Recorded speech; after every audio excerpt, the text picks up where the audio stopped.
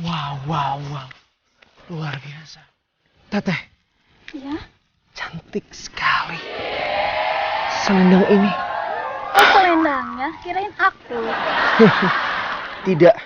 Selendang ini memancarkan aura surgawi yang sangat luar biasa. Aduh, pusing. Dapat dari mana nih, Teteh? Ini bikin sendiri kebetulan. Bohong! Masa? Iya, serius.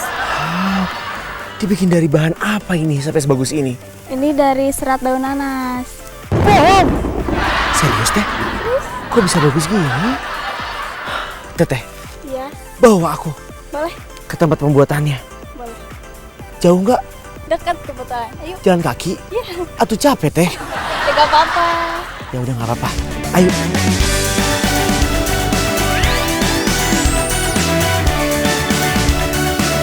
Duh, kasihan.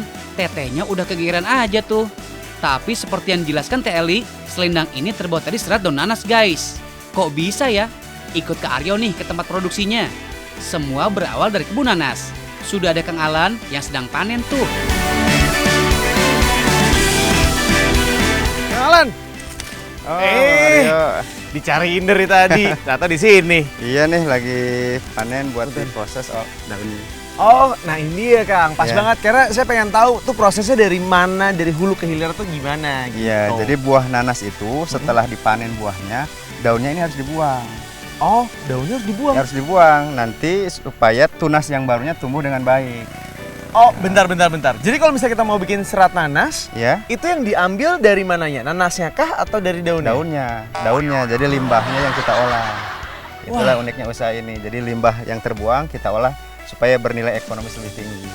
Gokil. Jadi kalau misalnya mau ditanya gitu ya, apakah kemudian dari nanasnya? Bukan, tapi dari daunnya yang biasanya nggak kepake, udah gitu malah jadi hamam gitu ya kurang lebih ya. Iya, Mengganggu? belum termanfaatkan lah. Belum istilahnya. termanfaatkan, sekarang bisa dijadiin serat nanas dan bisa dijadiin pakaian kayak tadi ya. Selama ini nanas lebih dikenal buahnya untuk dikonsumsi, sedangkan daunnya menjadi limbah tidak berguna. Sebenarnya bisa dijadikan pupuk alami bagi tanaman, tapi membutuhkan waktu sekitar 1 bulan sampai daunnya membusuk dan mampu menyuburkan tumbuhan. Atau bisa juga dijadikan pakan ternak. Tapi warga di sini jarang yang memelihara kambing atau sapi, sehingga kebanyakan daunnya menjadi sampah, lalu dihilangkan dengan cara dibakar. Alasan inilah yang membuat Kang Alan menginisiasi untuk mengolah daun nanas. Tapi nggak sembarang guys, ada kriteria tertentu, yaitu panjang daunnya harus minimal 60 cm. Peraturan ini dibuat agar para petani yang menjadi supplier bisa disiplin untuk tidak merusak daun saat panen nanas. Terdapat 10 petani yang bekerja sama dengan Kang Alan, dan semuanya berada di daerah Subang yang memang sebagian besar penduduknya merupakan petani nanas.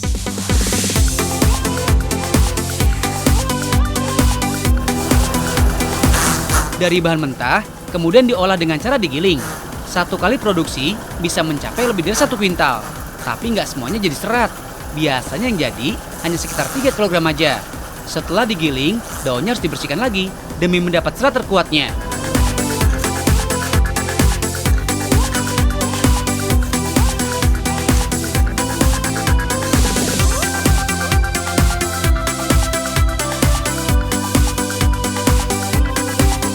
Oh, jadi ini tuh setelah diekstraksi Iya, harus dijemur dulu. Betul. Oh. Daripada lama-lama nunggu seratnya kering, mendingan langsung ke proses pemintalan guys.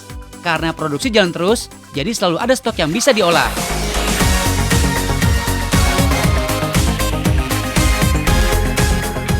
Nah, sebelum kita masuk ke tahap penenunan, Betul. kita masuk ke tahap pemintalan dulu. Betul. Jadi ini Pintar. sebenarnya kalau menurut saya ini part yang paling susah karena dari serat-serat yang sebanyak ini kita harus ngambil helai per helai. helai per helai seperti ini. Oh.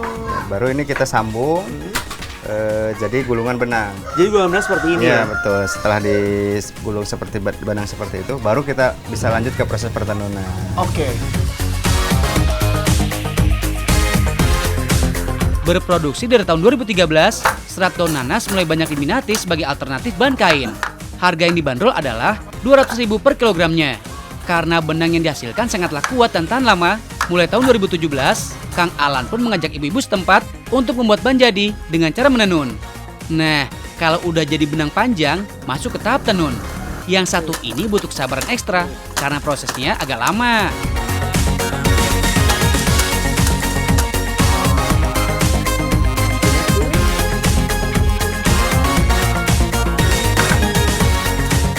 Nah ini proses yang menurut saya magic banget karena saya selalu bingung gimana caranya bisa ada benang-benang dikaitin sampai jadi kain.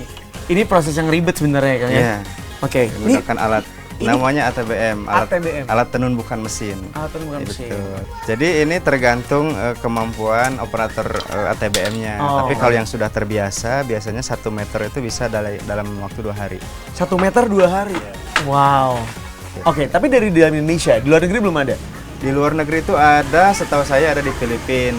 Itu, tapi prosesnya bukan ditenun, itu diproses jadi kulit atau leather. Oh gitu. Oh berarti bukan tidak mungkin kalau ke depannya orang-orang kita nggak tahu ya, misalnya di Paris Fashion Week tiba-tiba ada peragaan busana dengan menggunakan serat nanas itu sendiri nih Kang. Tuh. Iya kan? Ini juga sudah banyak permintaan, termasuk dari Paris juga ada apa yang sedang uji coba untuk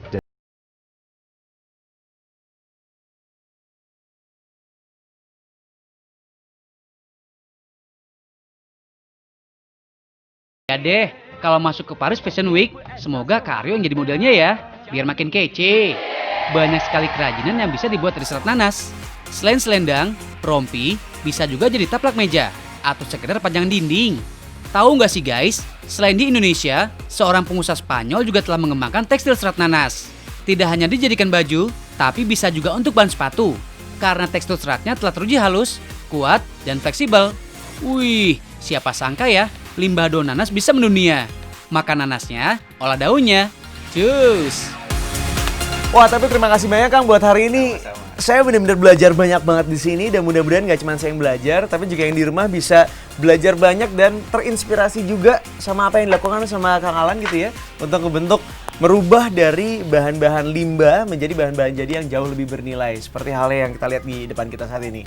Wow, karena udah selesai, saya sekarang mau pamitan Kang. Boleh. Terima kasih banyak. sama. Terima kasih, mangga, terima kasih udah diajarin. Mudah-mudahan di sini saya juga bisa bikin tenun sendiri. Agak susah sih, tapi ya udahlah. Jangan lupa nonton terus, tahu nggak sih, setiap hari Senin sampai Jumat jam 1:30 siang. Terima kasih. Oke, saya mau lanjutkan lagi boleh kan?